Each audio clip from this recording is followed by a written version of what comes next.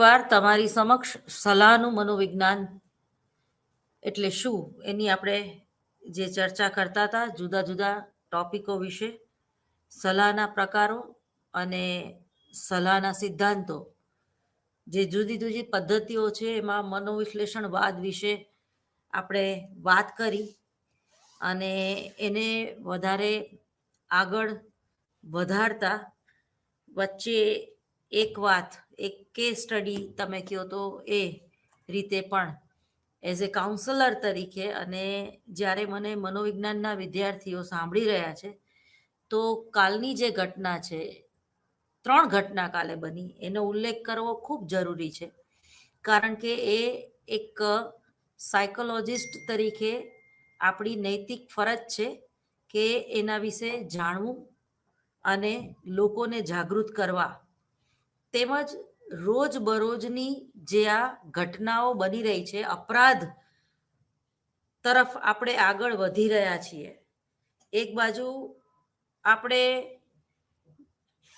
ગુજરાતને વિકાસના મુદ્દાને સ્પર્શીએ તો એક રોલ મોડલ બનાવવા જઈ રહ્યા છીએ.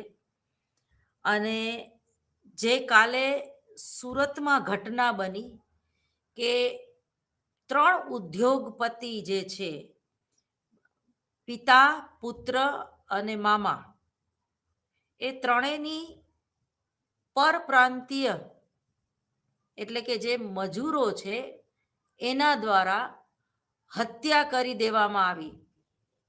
તો આ એક વિચાર માગી લેતો પ્રશ્ન છે કે એવું તો શું બન્યું કે એક નાની અમથી બાબતમાં જે 18 વર્ષ કરતાં પણ નાની ઉંમરનો મજૂર છે અને એની સાથે એનો એક સગીર, એટલે આ 2 મજૂરો દ્વારા કુલ 3 વ્યક્તિની હત્યા થઈ ગઈ. જે ઓફિસમાં એમ્બ્રોડરીનું જે કારખાનું હતું, સુરતમાં એમ્બ્રોડરીનું જે કારખાનું હતું, એના 3 માલિકોની આ મજૂરોએ, 2 મજૂરોએ ભેગા થઈને એની હત્યા કરી દીધી. તો એના મૂળમાં જવાની એક મનોવિજ્ઞાનના વિદ્યાર્થી તરીકે, એક કાઉન્સલર તરીકે મારે અને તમારે ખૂબ જરૂરી છે. ઘણીવાર પેપરમાં પણ આ કરંટ ટોપિક વિશે કોઈ પ્રશ્ન પૂછી લેતા હોય છે તમે, કે શા માટે હત્યાનું પ્રમાણ દિવસે ને દિવસે ગુજરાત જેવા, જેને શાંતિપ્રિય કહી શકાય, જય જય ગરવી ગુજરાત, જેના ઉપર આખું ભારત ગર્વ કરે છે, જેમાં મહાત્મા ગાંધીની જન્મભૂમિ છે, ટૂંકમાં એ ગુજરાતમાંથી આવેલા છે, જે અહિંસાના પૂજારી હતા, આજે એના જ ગુજરાત રાજ્યમાં આટલી બધી કડવાશ અને આટલા બધા અપરાધ કેમ વધતા જાય છે? આ એક કાઉન્સલર, એક સાયકોલોજિસ્ટ તરીકે પણ એક ખૂબ જ ગંભીર સમસ્યા માગી લેતો એક પ્રશ્ન છે. વિચારતા કરી મૂકે છે તમને અને મને કે એવું તો શું બન્યું હશે કે જે મજૂર છે એને હત્યા કરી દીધી. સૌથી પહેલા તો એ ઘટના જે પેપરમાં આવ્યા મુજબ સોશિયલ મીડિયામાં જેની ચર્ચા થાય છે અને એના વિશે જે લોકોએ ઓપિનિયન આપ્યા છે પોતપોતાના, એના સગાવાલાથી માંડીને પોલીસ તંત્ર અને કહેવાતા કાર્યકરો અને ત્યાંના મેયર જે છે, સત્તા સ્થાને જે લોકો છે, એ લોકોએ કઈ કઈ બાબતો આપણને જણાવી સોશિયલ મીડિયા કે ન્યૂઝ દ્વારા. કાલે પણ આની ડિબેટમાં હું હતી ન્યૂઝ ચેનલમાં, તો એના વિશે દરેકના પોતપોતાના અલગ જ ઓપિનિયન હતા. અને જે પ્રજા પ્રશ્ન કરી રહી છે અને એ પણ એક વિચાર માગી લે એવો પ્રશ્ન છે. ઘટના બહુ સામાન્ય છે કે સવારે 8 વાગ્યાથી રાત્રે 8 વાગ્યાથી એ જે મજૂર વર્ગ છે જે પરપ્રાંતીય છે, જે ઓરિસ્સાના હતા બંને, એ લોકો આ ફેક્ટરીમાં 10 દિવસ પહેલા કામ હજી એ લોકોએ કરવાનું શરૂ જ કર્યું હતું. કેવું કામ? તો કે સિક્યુરિટી ગાર્ડ તરીકેનું કામ. તો સૌથી પહેલા તો જે લોકો સિક્યુરિટી ગાર્ડની નોકરી કરે છે એ લોકોની હેલ્થ કેવી છે તમે ક્યારેય ચેક કર્યું? પેલી બહુ ગંભીર પ્રશ્ન. આ સ્વસભાનતાનો પ્રશ્ન છે. ઉદ્યોગપતિ પણ કોઈ ડુગલી જેવા માણસને, કોઈ માંદા માણસને અથવા તો માનસિક રીતે વિકૃત માણસને જોબ પર રાખી લે તો શું થાય? કોઈ ડ્રગ્સ હેડિટ હોય કે દારૂ પીધેલી હાલતમાં કે ગાંજો, ચરસ કે અફીણ જેવી મદ્યપાન કરવાની આદતમાં એ વ્યક્તિ જો સિક્યુરિટી ગાર્ડ તરીકે નોકરી કરતો હોય તો એ તમારી ફેક્ટરી માટે અને તમારા માટે કેટલો બધો જોખમકારક હોઈ શકે. આપણે પહેલા જે આ ઉદ્યોગપતિઓ છે એના પક્ષમાં વિચારીએ તો જ્યારે કોઈ અન્ય રાજ્યમાંથી, ઘણીવાર પરપ્રાંતીય શબ્દ લોકોને આપણે બોલીએ છીએ તો નથી ગમતું, પરંતુ જ્યારે કોઈ બિહારી બાબુ કે યુપી, એમપી અથવા તો ઓરિસ્સા કે ગમે તે જુદા જ રાજ્યમાંથી જ્યારે ખાસ કરીને ગુજરાતમાં એ લોકો કમાવા માટે આવે છે ત્યારે ખાસ તમારી એટલે કે પ્રજાની અને જે કંઈ ઉદ્યોગપતિઓ છે જે લોકો નોકરી રાખવા માટે એ લોકોને બોલાવે છે અથવા તો એ લોકો આવે છે તો ત્યારે પૂરી બાયોડેટા એ લોકોની હોતી નથી. જે મજૂરી કરવા આવે છે, જે નોકરિયાત છે, એની પૂરી બાયોડેટા મકાન માલિક પાસે પણ હોવી જોઈએ અને જે તે ઉદ્યોગપતિ પાસે પણ હોવી જોઈએ. હવે આ બાયોડેટામાં શું આવે? તો કે એનું આધાર કાર્ડ આવે અથવા એનું ચૂંટણી કાર્ડ આવે અથવા તો એ કયા વિસ્તારમાંથી આવે છે, કયા ગામડામાંથી આવે છે, એ કેટલા એ કુંવારો છે કે પરણેલો છે, એ ફેમિલી સહિત અહીંયા રહે છે કે પોતે એકલો રહે છે. આ બધા ખૂબ જ સંવેદનશીલ માહિતી છે જે મેળવવી હવે અનિવાર્ય થઈ ગઈ છે.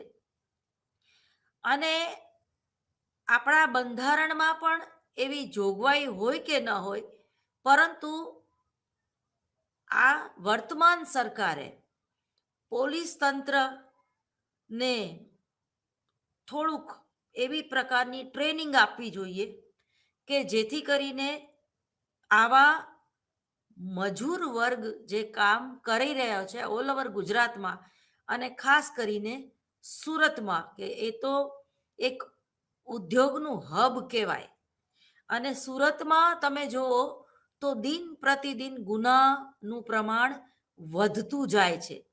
ખાસ કરીને અફીણ અને ચરસ નાના જે રોજમદારી જેને કહેવાય કે રોજબરોજ કમાતા લોકો એનો ઉપયોગ વધારે કરી રહ્યા છે.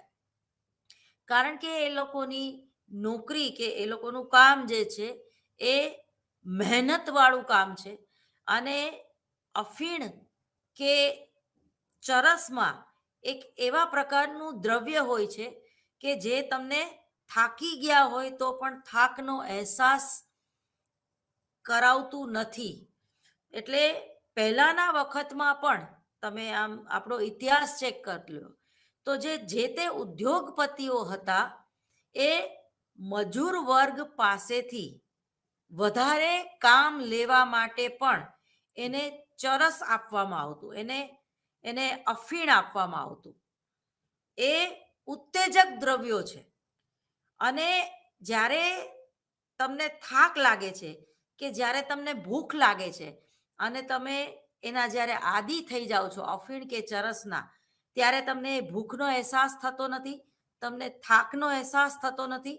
એટલે જે મજૂરી કરવાના કામના કલાકો છે એ ઘણીવાર જે બિચારા મજૂરો છે એ 16 કલાક કામ પણ કરતા. એ આવું આપણા ઇતિહાસકારો કહે છે, આવો આપણો ઇતિહાસ છે. ટૂંકમાં શોષણલક્ષી વ્યક્તિત્વ. ઉદ્યોગપતિઓ કે જમીનદારો શું કરતા? આવા જે ખેત મજૂર છે અથવા તો જે આ ફેક્ટરીમાં કામ કરી રહ્યા છે એ લોકોનું એક પ્રકારનું શોષણ થતું હતું. હવે એ વસ્તુને આ સુરતની ઘટના સાથે જ્યારે આપણે કનેક્ટ કરીએ છીએ તો એ સિક્યુરિટી ગાર્ડ તરીકે રહેલા બે વ્યક્તિઓ જે છે એની રાત્રે 8 વાગે ડ્યુટી શરૂ થતી. જ્યારે ફેક્ટરી બંધ થાય ત્યારે એ લોકોએ આખી રાત જાગવાનું જ હોય. બહુ સ્વાભાવિક વાત છે, એને જ સિક્યુરિટી ગાર્ડ કહેવાય. એ લોકોને સુવાની પરમિશન હોતી નથી અને એ લોકો જ્યાં બેસે છે જે ખુરશી ઉપર, તો ત્યાં પણ સીસીટીવી કેમેરા લગાવેલા હોય છે, જેથી જો એને ઊંઘ આવી જાય કે એવી કોઈ ઘટના બને તો એ મિલ માલિક જે છે એને બીજે દિવસે ખ્યાલ આવી જાય છે કે કાલે આ જે સિક્યુરિટી વાળો છે એ સૂઈ ગયો હતો કે અથવા તો એ કોઈ ગાંજો કે ચરસ લેતો હતો વગેરે વગેરે. ઘણીવાર આવો ગાંજો કે ચરસ લેતા વ્યક્તિ જે મજૂરો છે એની આગળ એની આંખ આડા કાન કરવામાં આવે છે, કારણ કે અમુક જે ઉત્તેજક દ્રવ્યો છે એનેથી તમારી ઊંઘ પણ ઘણીવાર હરામ થઈ જતી હોય છે. જ્યારે ગાંજામાં તમને ઊંઘ આવી જતી હોય છે, પણ જ્યારે તમે ચરસ કે અફીણ લ્યો છો ત્યારે તમે સતત જાગતા રહ્યો છો.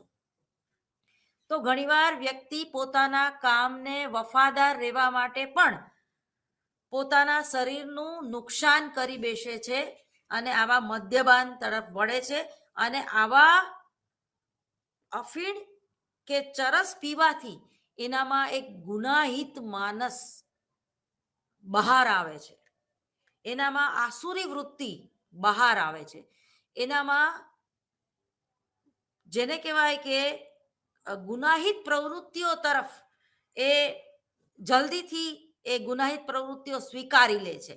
એને કોઈ જાતની બીક કે ડર રહેતો નથી, કાનૂનનો ડર નથી રહેતો, પોલીસનો ડર નથી રહેતો. તો સૌથી પહેલા તો પ્રજાની અને પોલીસ તંત્રની કે જે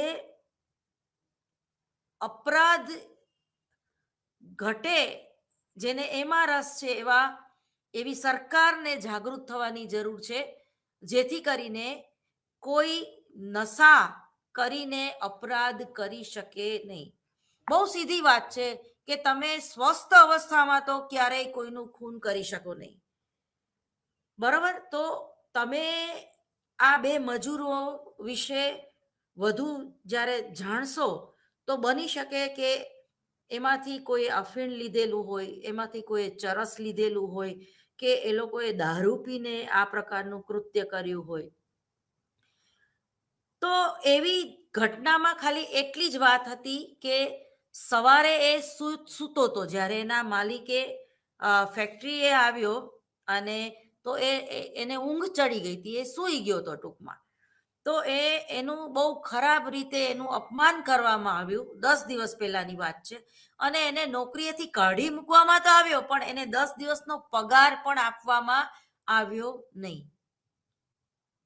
હવે આપણી જે મૂળભૂત જરૂરિયાત છે રોટી, કપડાં ઓર મકાન, અને જે લોકોમાં બુદ્ધિ નથી, જે લોકોમાં શિક્ષણનો અભાવ છે, જે લોકો નાની નાની વાતથી ખુશ થઈ જાય છે બિચારા, એને એક જોડી કપડાં આપો તો પણ ખુશ થઈ જાય.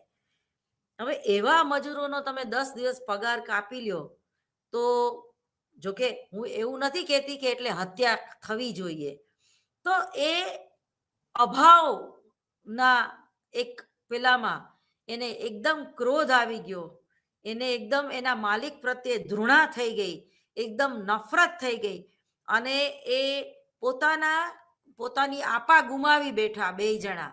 અને એ જે ઘટના, કરુણ ઘટના બની, જેને હું વખોડી કાઢું છું, અને એ હત્યાને અંજામ આપવામાં આવ્યો. અને એમાં એ મામા વચ્ચે પડ્યા તો એ મામાનું પણ ખૂન કરી દેવામાં આવ્યું, જે સીસીટીવી કેમેરામાં આપણે જોઈ શકીએ છીએ. તો આ એક બહુ જ ન ગમે એવી ઘટના સુરતમાં બની ગઈ છે.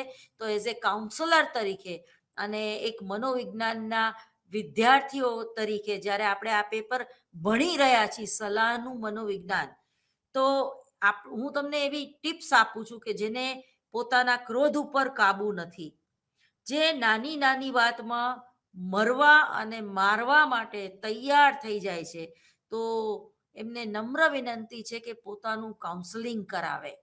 અથવા તો જે લોકો વારંવાર હતાશ થઈ જાય છે, જે લોકો જીવનમાં કયા પ્રકારનો નિર્ણય લેવો હિતાવહ છે, અથવા તો નિર્ણય નથી જ લઈ શકતા, અને જે બદલાની ભાવના છે, વેરની ભાવના છે, અથવા તો જે આઘાતજનક અનુભવમાંથી એ લોકો પાસ થઈ રહ્યા છે, અને પોતાની સહનશક્તિ જે લોકોએ ગુમાવી દીધી છે, કે જે લોકોમાં સહનશક્તિ રહી નથી, અને કોઈ પણ સામાન્ય ઘટનાને પણ જ્યારે મોટું રૂપ આપી દેવામાં આવે છે, ત્યારે આવી જે કોઈ વ્યક્તિ જે છે એ ભોગ બની હોય, તો મહેરબાની કરીને એ લોકોનું કાઉન્સેલિંગ કરાવવું બહુ જ જરૂરી છે. જ્યારે તમે કોઈ મજૂરને પણ રોજમદાર કામ ઉપર રાખો, કે સિક્યુરિટી ગાર્ડ તરીકે રાખો, ત્યારે પણ એનું વ્યક્તિત્વ કેવું છે, અથવા તો એ કયા સમાજમાંથી આવે છે, એની જરૂરિયાત શું છે, આ બધું જ તમને એની માહિતી તમને જે ઉદ્યોગપતિ છે, જે નોકરી આપનાર છે, એને ખબર હોવી જોઈએ. અને આપણા બંધારણમાં તો એવો પણ એક્ટ છે કે જે પોતાનું રાજ્ય છોડીને, કે પોતાનો દેશ છોડીને અન્ય રાજ્યમાં કે અન્ય દેશમાં જ્યારે કમાવા માટે જાય છે, નોકરી માટે જાય છે, ત્યારે એણે પોતાની સરકાર કે પોતાના રાજ્યને, કે પોતાના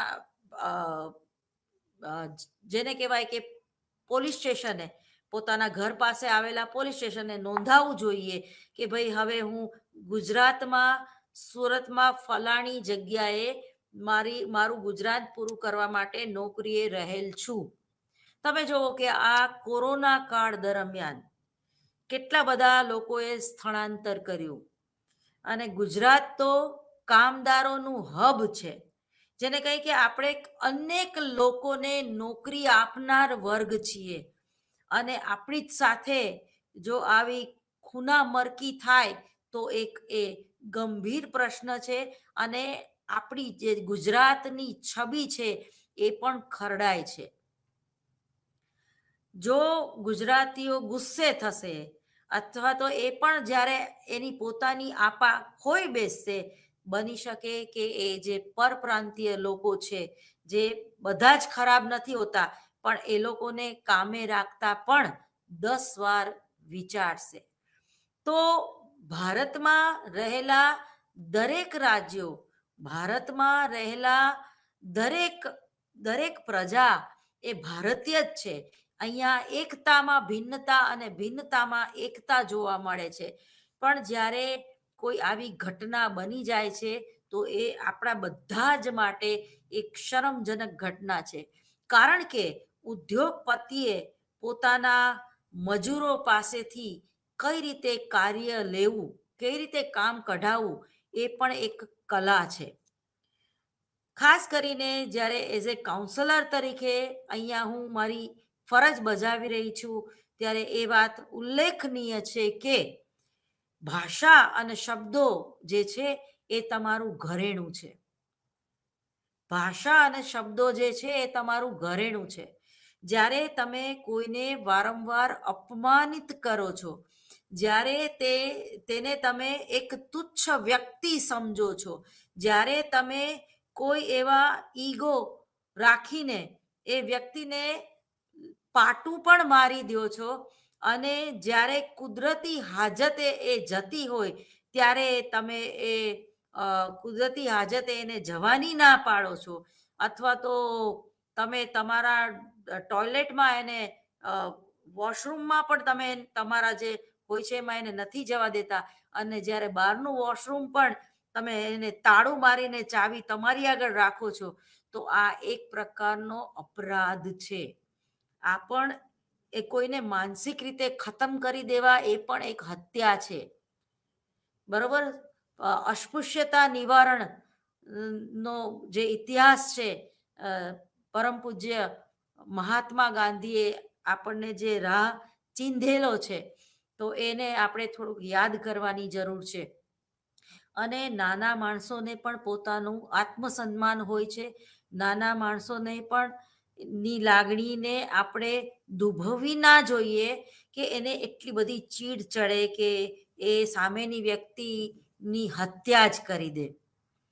હત્યા કરવી એ કોઈ પણ સંજોગોમાં કોઈ વ્યક્તિ કોઈને મારી નાખે તો ન જ ચલાવી લેવાય, અને એને ક્રૂરમાં ક્રૂર એક માણસ કહી શકાય, અને એને 100% સજા થવી જ જોઈએ. પરંતુ એ વ્યક્તિએ જેણે ખૂન કરી દીધું 3 લોકોનું, એને આપણે 3 વાર ફાંસી નહીં આપી શકીએ વારાફરતી વારા. ફાંસી તો એક જ વાર થશે. કે એને જન્મટીપની સજા આપો તો પણ એ ઓછી છે.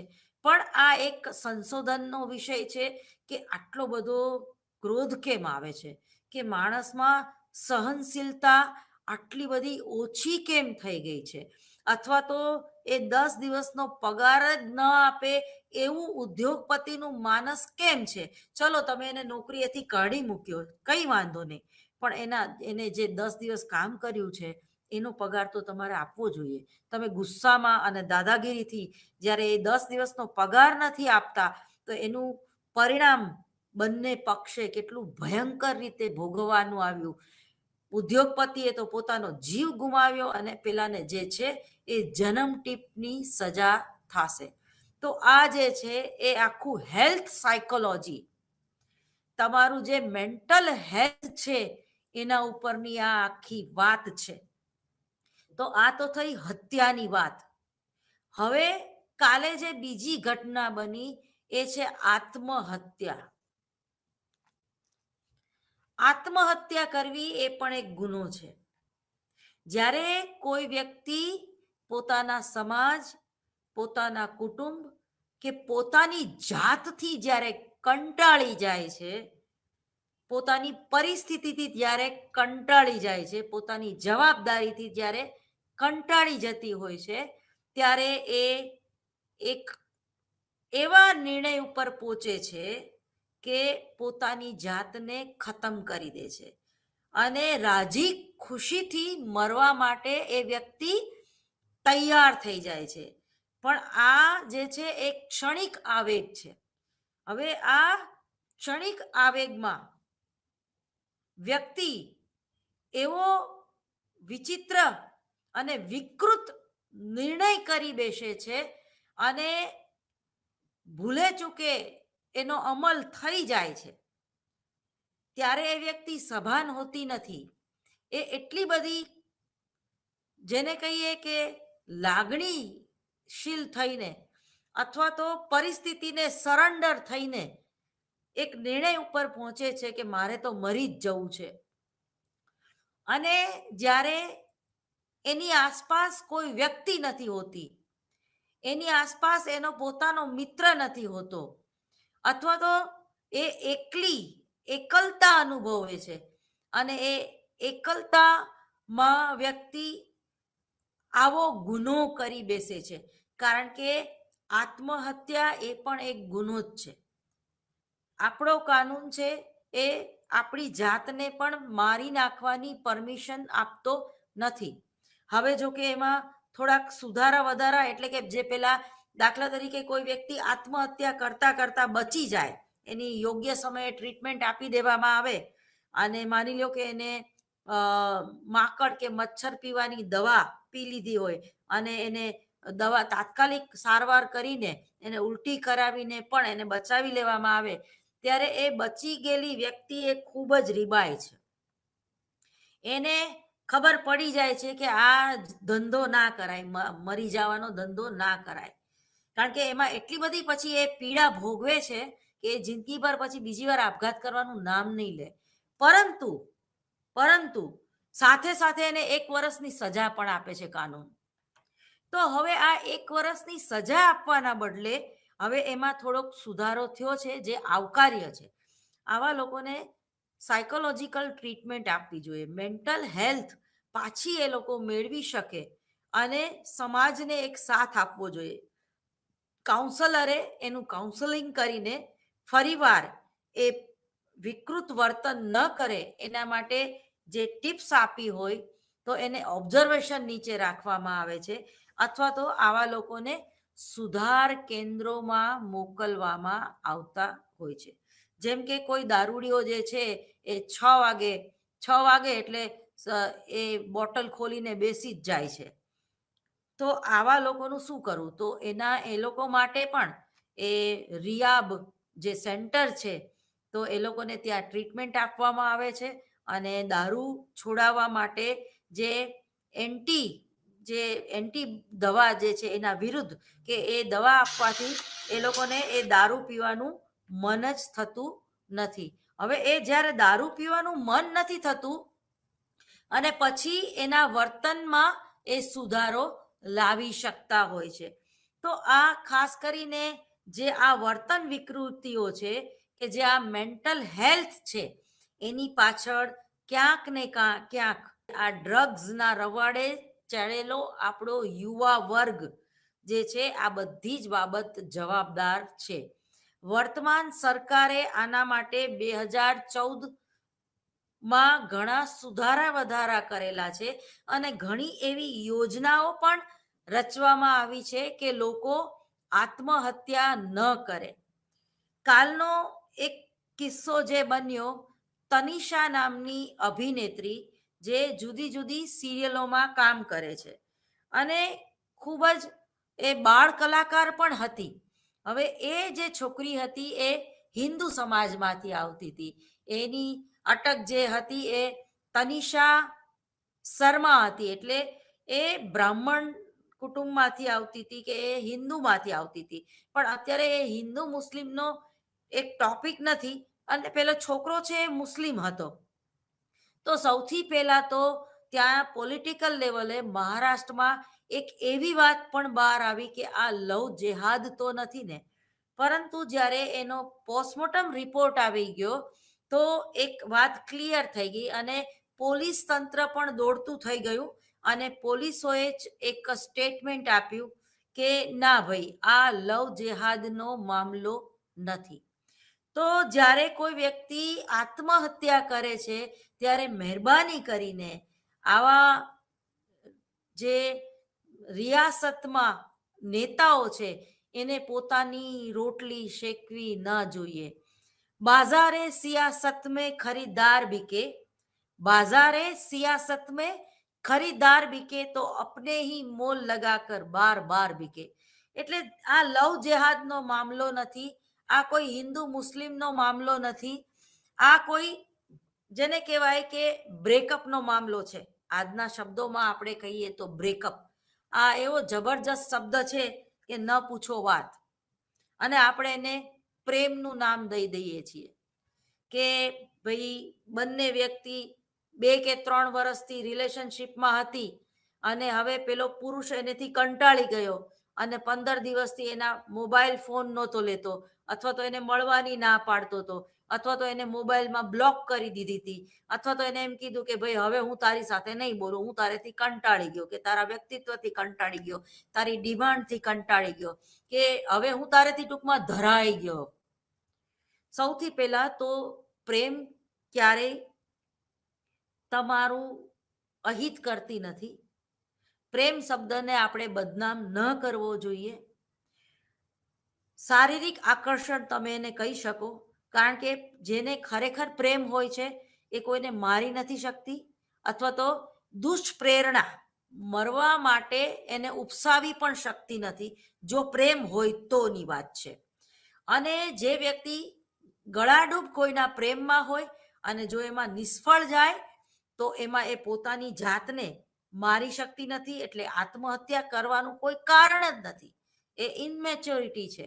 પરંતુ જ્યારે તમારો અહમ તમારા ઉપર હાવી થઈ જતો હોય છે, જ્યારે ઈગો અને સુપર ઈગોનું બેલેન્સિંગ તમે કરી શકતા નથી, જ્યારે પેલો જે છોકરો છે એ તમને ન બોલાવે અને તમારો ઈગો છે એ ઘવાય છે, કે મારી સાથે ન કેમ બોલે, મારી સાથે ન કેમ વાત કરે, અથવા મારો ફોન કેમ ના ઉપાડે. આ બધા ઈગોના પ્રશ્નો છે. મારા વાલા યુવા મિત્રો, તમારી આજુબાજુ કે તમારા પ્રેમી કે તમારી કોઈ પ્રેમિકા આ પ્રકારનો સ્વભાવ ધરાવતા હોય કે ધરાવતી હોય તો મહેરબાની કરીને ચેતી જજો. કારણ કે આ મોબાઈલે આખી દુનિયા આપણી પલટી નાખી છે. કોઈ આપણને એક રિંગ કરે અને આપણે એનો ફોન ના ઉપાડીએ, એ જરૂરી નથી કે આપણે કામમાં હોય તો જ ના ઉપાડીએ, આપણો મૂડ ના હોય તોય ના ઉપાડીએ. કારણ કે આપણને એની વાહિયાત વાતોની ખબર હોય છે. શું કરસ, ગુડ મોર્નિંગ, ગુડ નાઇટ, હવે શું કરીશ, શેનું શાક બનાવ્યું, હવે ક્યાં જઈશ, કેમ વાર લાગી, આવી વાહિયાત વાતનો કોઈ મતલબ નથી હોતો, જેના જવાબની તમને ખબર હોય છે. અને છતાંય એ વ્યક્તિને સતત એવી જ્યારે વાતો કરવાની ટેવ પડી જાય છે, અથવા તો જેને જેને જેને કહી છે કે એને સતત એવું હોય છે કે એ વ્યક્તિ મારી સાથે જ રહે, અથવા તો મારી સાથે ન રહી શકે, સતત એ મારી સાથે દિવસમાં 10 વાર ફોન ઉપર વાત કરે. તો મહેરબાની કરીને આને પ્રેમ ન કહેવાય, ન કહેવાય અને ન જ કહેવાય. આને કહેવાય ઇનસિક્યુરિટી. જ્યારે તમારાથી કોઈ વ્યક્તિ અસલામતી અનુભવતી હોય, જ્યારે એનું માનસ જે છે એ શંકાશીલ હોય, એ ઓવર પોઝેસિવનેસ એનામાં હોય, ત્યારે એ વ્યક્તિ તમને વારંવાર પૂછે છે, ક્યાં છે, શું કરસ, હવે શું કરસ, કેટલા વાગે સૂતી, કેટલા વાગે ઉઠી. ત્યારે તમને શરૂઆતમાં લાગે છે કે એ મને ખૂબ પ્રેમ કરે છે, મારી કેર કરે છે, એટલે મને આવું પૂછે છે. ના, એવું નથી હોતું. એના માનસમાં કંઈક જુદું જ ઘણીવાર ચાલતું હોય છે. એને સતત એવું લાગતું હોય છે કે સામેની વ્યક્તિ મને છેતરતી તો નથી ને. જ્યારે તમારા બંનેના સ્વભાવ મેળ ના ખાતા હોય તો ગમે એટલી લાગણી છે, ગમે એટલો પ્રેમ છે, એ પ્રેમ હું તો કહું જતો કરવો. અને યોગ્ય સમયે ફિઝિકલી આગળ વધ્યા વગર જો તમે તમારી મર્યાદામાં હશો તો બ્રેકઅપ કરી શકશો. અને જો તમે તમારી મર્યાદામાં નહીં હોય, જ્યારે તમે લિવિંગ રિલેશનશીપમાં રહેતા હશો અને ત્યારે એક વ્યક્તિને જ્યારે બ્રેકઅપ નહીં કરવું હોય અને બીજી વ્યક્તિ એનેથી કંટાળીને એનેથી દૂર જવા માંગતી હોય અને એને બ્રેકઅપ કરવું હશે, ત્યારે પેલી વ્યક્તિ જે છે એ આક્રમક વૃત્તિની જો હશે તો એ તમારી હત્યા કરી નાખશે. અને આક્રમક વૃત્તિની હશે અને એનામાં જો ઇનમેચ્યોરિટી નહીં હોય તો પોતાની જાતને એ નુકસાન પહોંચાડશે અને એ હત્યા કરશે, આત્મહત્યા કરશે. તો આત્મહત્યા કરવી એ પણ વિકૃત વર્તન છે અને હત્યા કરવી એ પણ વિકૃત વર્તન છે. કારણ કે કાનૂન જે છે અથવા તો આપણી ભારતીય સંસ્કૃતિ છે એ આપણને ક્યાંય પરમિશન નથી આપતું કે તમે તમારી પોતાનું જીવન જે છે એ ટૂંકાવી નાખો અથવા તો કોઈને મારી નાખો, તમને નોકરીમાંથી કાઢી મૂકે તો આ બધી બાબત જે છે એમાં મેઇન વસ્તુ એ છે કે એક સલાહકાર જે છે એ કઈ રીતે આ લોકોને સલાહ આપશે. બરોબર, સલાહકારની કઈ જવાબદારી છે કે આ વ્યક્તિઓને સલાહ આપીને જે છે એ વર્તન વિકૃતિ છે એને દૂર કરી શકે, અથવા તો એ જે વર્તન છે એને સમજીને એને પુનઃ સ્થાપિત કરી શકે. કોઈ પણ વ્યક્તિ જે છે એ જ્યારે આવું વર્તન કરે છે ત્યારે એને કઈ રીતે, કઈ પદ્ધતિ દ્વારા એને સલાહ આપવી, તો આ એક ખૂબ જ ગંભીર પ્રશ્ન છે.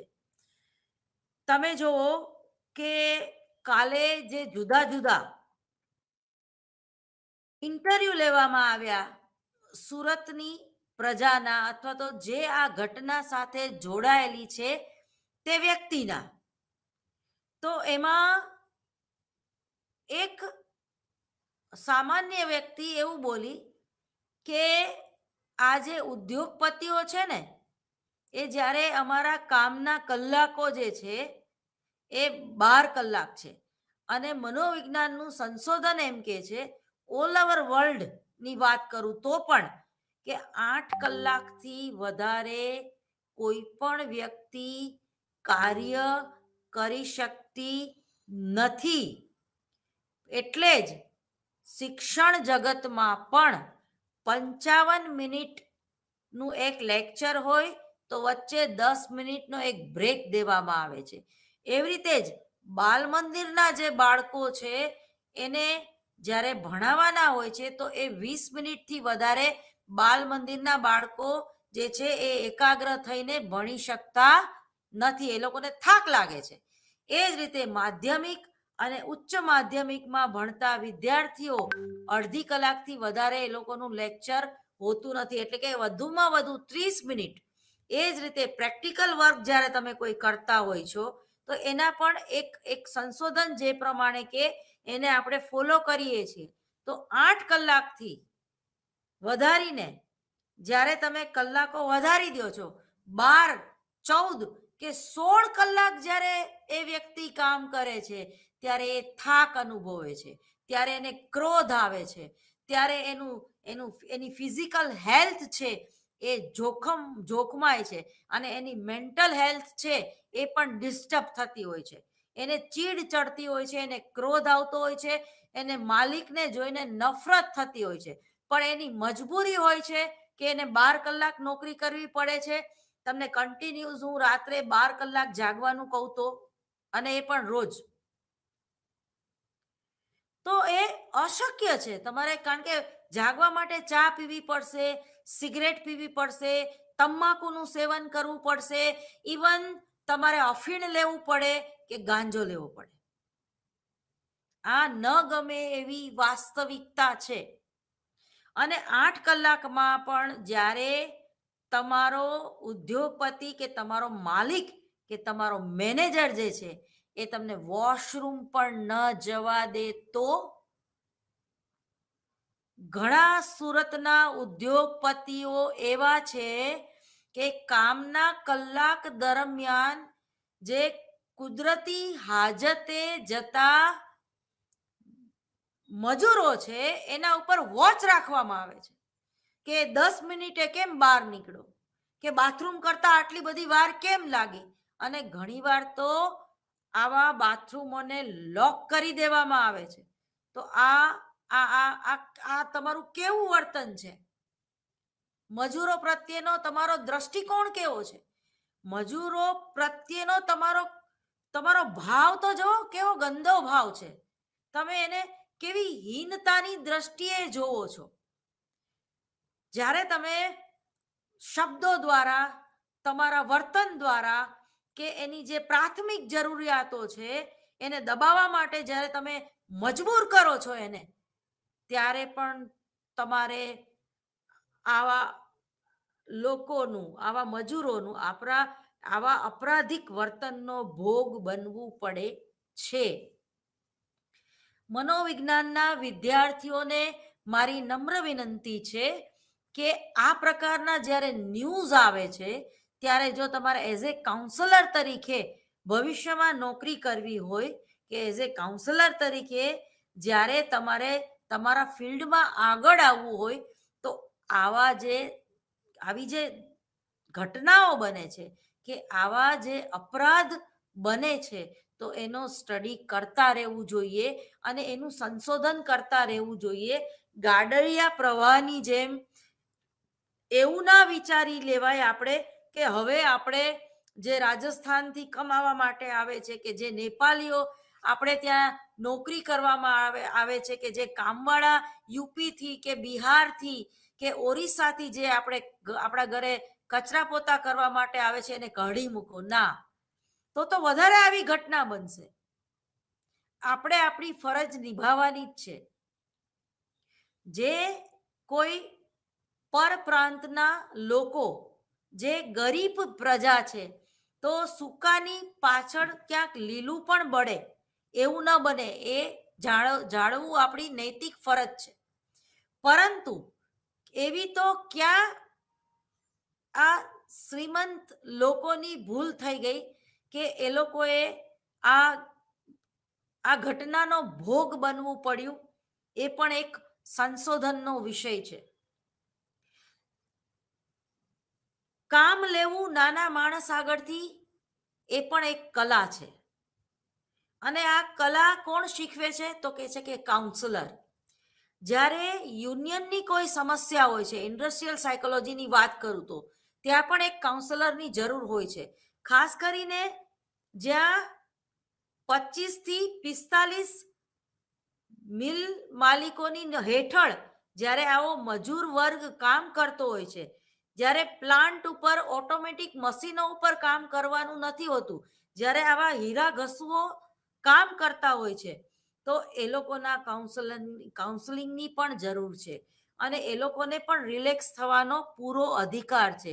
એ લોકોની પાછળ પણ તમે એવી કંઈક પિકનિક અમુક દિવસે ગોઠવો કે જેથી તમને તમારા વચ્ચે પ્રેમ, હૂફ, એકબીજા પ્રત્યેની તમને એક જવાબદારી જે છે એ તમે જાળવો.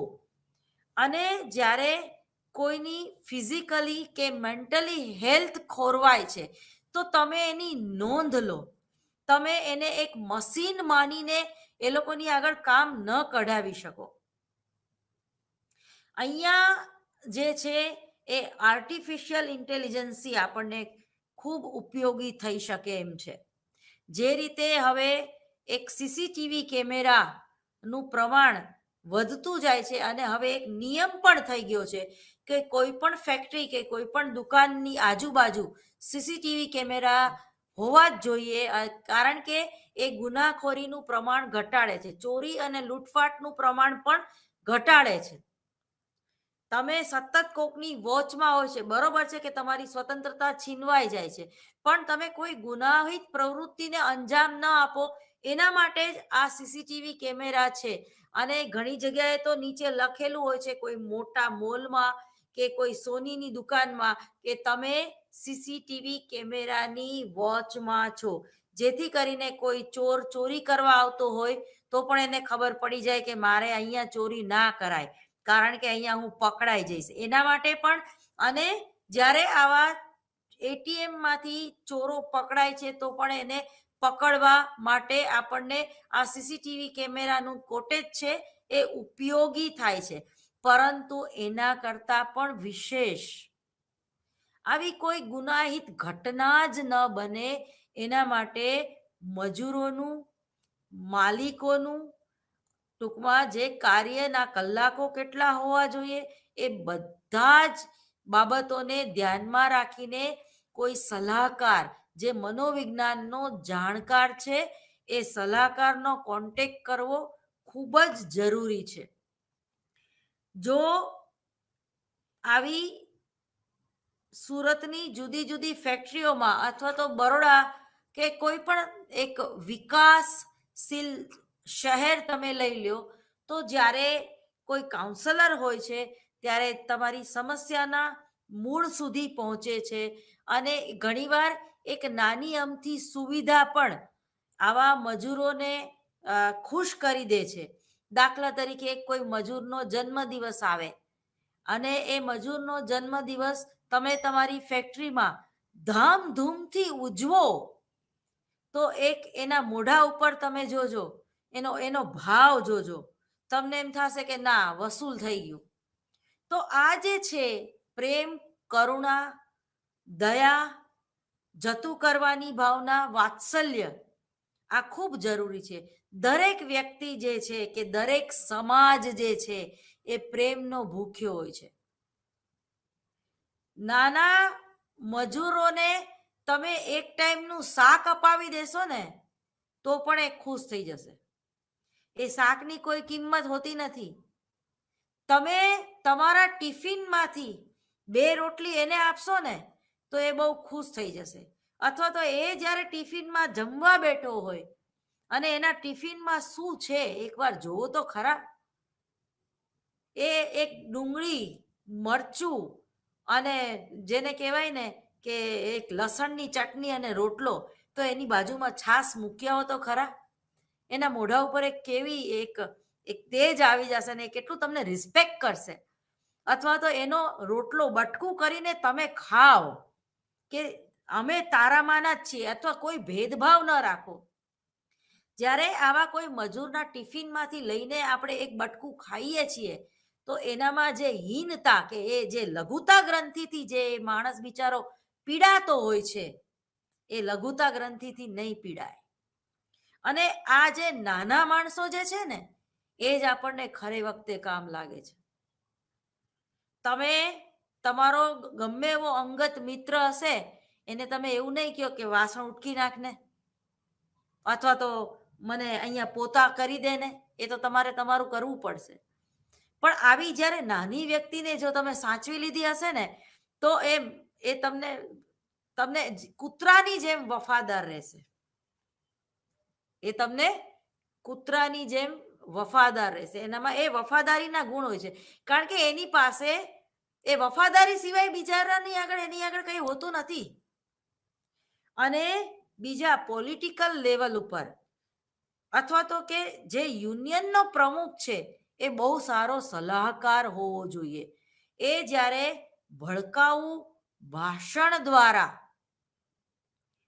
મિલ માલિકોની વિરુદ્ધ આવી ઓછી બુદ્ધિવાળા મજૂરોને ચડાવે છે, અથવા તો એનું બ્રેન વોશ કરે છે, અથવા તો એ લોકોને ઉપસાવે છે, ઉત્તેજિત કરે છે લડવા માટે, મારવા માટે, નુકસાન પહોંચાડવા માટે, તો આવા જે યુનિયનના નેતાઓ છે ને, એને બરોબર પાઠ ભણાવવો જોઈએ. આવા ભડકાઉ ભાષણ કરનાર નેતાઓને જેલ ભેગા કરી દેવા જોઈએ. કારણ કે આપણે શબ્દોના જ માલિક છીએ અને શબ્દોના જ ગુલામ છીએ. તમારી ભાષા કેવી છે, તમે કયા પ્રકારનું ભાષણ આપો છો, એની એક માનસ પટ ઉપર અસર પડતી હોય છે, એની એક મેન્ટલ હેલ્થ ઉપર અસર પડતી હોય છે.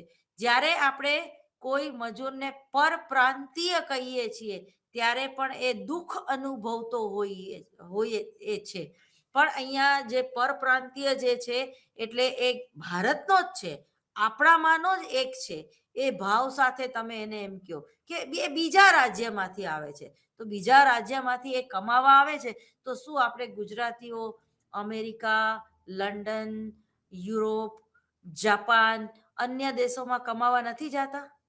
ત્યાં આપણે મજૂરી કામ નથી કરતા શું? તો જે લોકો ગુજરાતમાં આવે છે મજૂરી કરવા માટે, તો એ લોકોને શા માટે આપણે રિસ્પેક્ટ ના આપી શકીએ? કે એ લોકોની શા માટે આપણે અપમાનિત કરીએ વારંવાર? કે એ લોકોને શું, એ લોકોએ આત્મા મારી નાખ્યો છે? એ લોકોને આપણે શા માટે માનસિક રીતે એ લોકોનું શોષણ કરવું જોઈએ, અથવા જેને કહેવાય કે મેન્ટલ હેરેસમેન્ટ?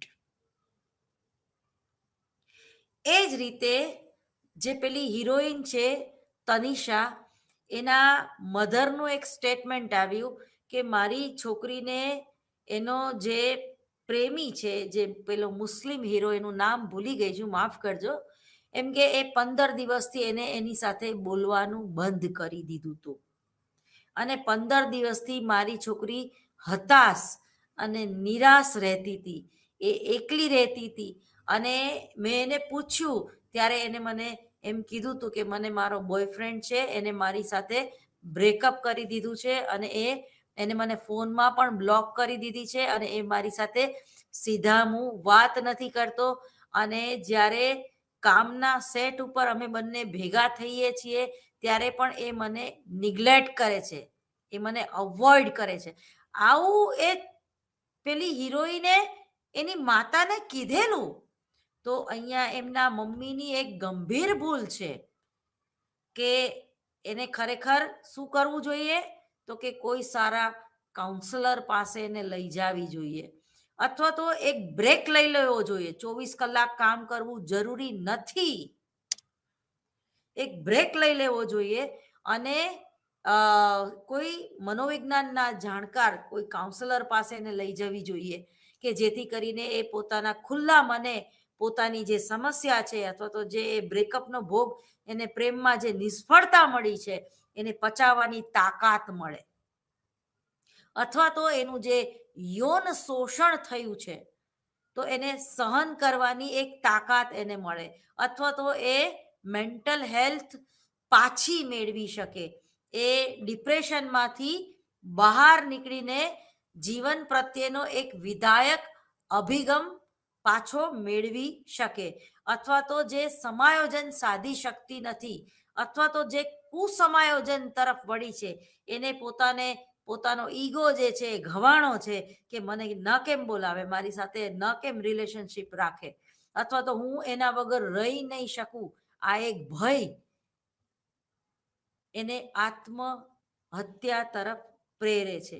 નહીં કે એ પેલા છોકરા ઉપર પણ એક કલમ લગાડવામાં આવેલી 306, જેને કહેવાય છે કે દુષ્પ્રેરણા કરવા માટે, એટલે કે આત્મહત્યા કરવા માટે તમે કોઈને ઉશ્કેરો તો એ પણ એક ગુનો છે, અને એ પણ એક હત્યા બરોબર જ છે.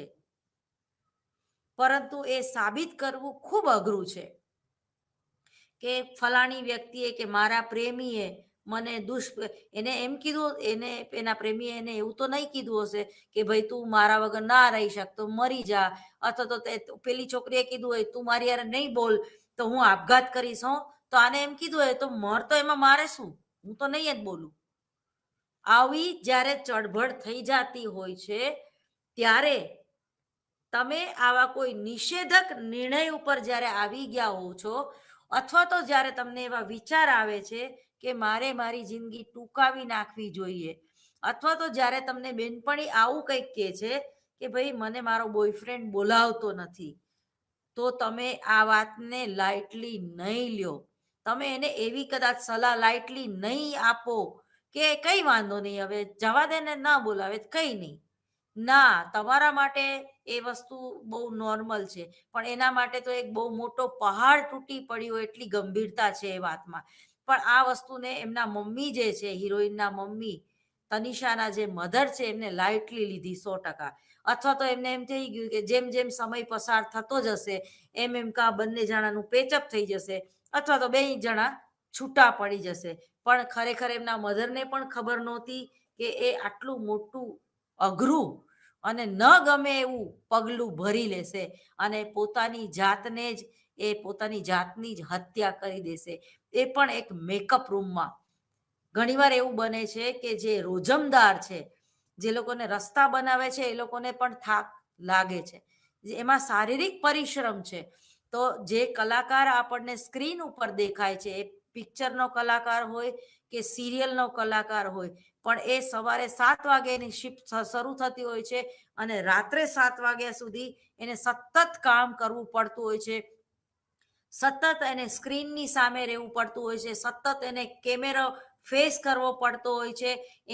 એને લોકોના એક રાઇટર ડાયરેક્ટરથી માંડીને કો-સ્ટાર સુધી એને સતત સ્વસભાન રહેવું પડતું હોય છે. એનો પણ એની મેન્ટલ હેલ્થ ઉપર બહુ જ અસર પડે છે, અને એને પણ ખૂબ થાક લાગતો હોય છે. એ બોલીને ડાયલોગ બોલીને ઘણીવાર એના જડબા પણ દુખી જતા હોય છે. ડાયલોગ યાદ રાખીને એને માથાનો દુખાવો પણ થઈ જતો હોય છે, અને ઘણીવાર એક્ટિંગમાં ઓવર રિએક્શન કે એ પાત્રમાં એક રસ થવા માટે એ રિયલમાં પણ રડી લેતી હોય છે. જે ખૂબ જાણીતા કલાકાર છે દિલીપ કુમાર, તો એને પોતાના સાયકોલોજિસ્ટના જે ડોક્ટર હતા એને એવી સલાહ આપી છે કે તમારે ક્યારેય નેગેટિવ રોલ તમારે ક્યારેય તમે એન્ડમાં, એટલે કે પિક્ચર પૂરું થાય ને તમે મરી જાઓ એવા રોલ તમારે નહીં કરવાના, કારણ કે એમને જ્યારે એવી એક્ટિંગ, કરુણ એક્ટિંગ કરતા પણ એમને 2 વાર એટેક આવી ગયેલા.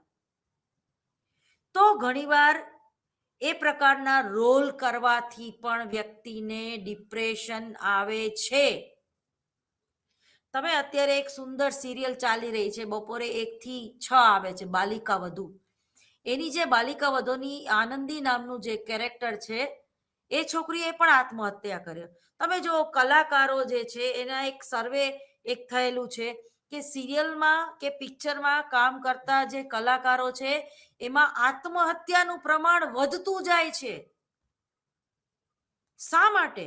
તો આ એક સંશોધનનો વિષય છે.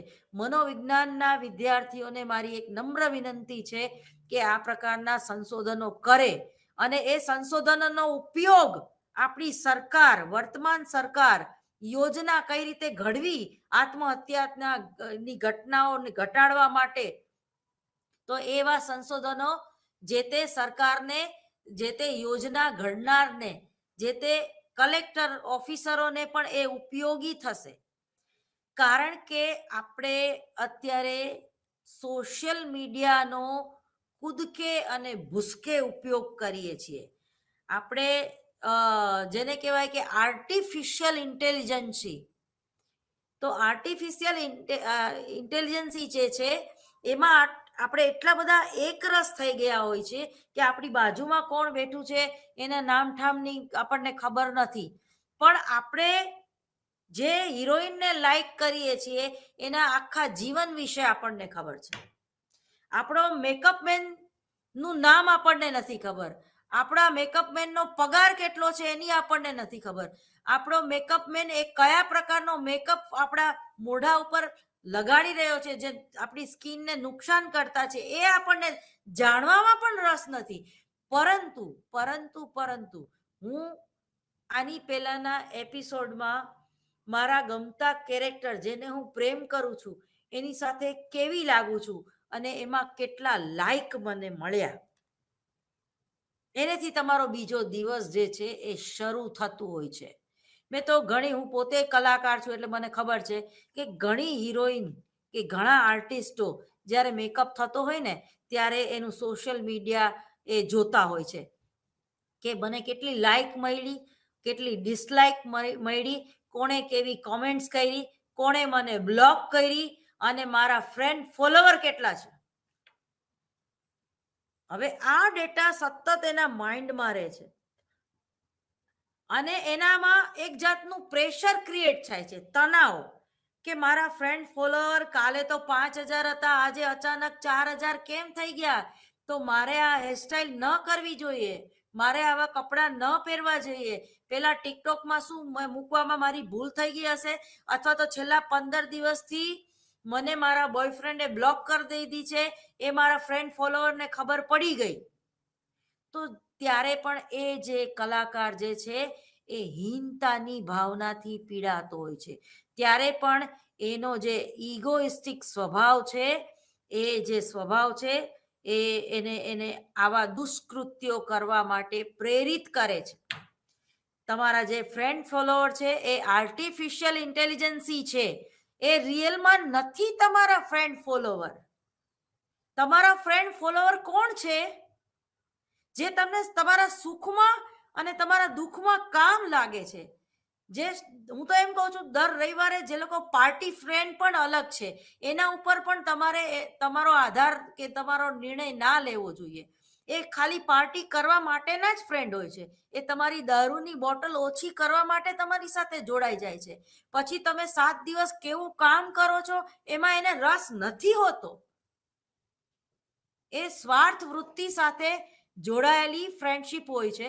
એટલે આ જે આર્ટિફિશિયલ ઇન્ટેલિજન્સી છે એના હિસાબે પણ કલાકારો જે છે એના ઉપર તણાવ આવે છે અને એ લોકો આવી દુષ્પ્રેરણા તરફ એ લોકોનું માનસ જે છે એ વધતું જાય છે અને એના હિસાબે પણ ઘણીવાર એ લોકો આત્મહત્યા કરતા હોય છે.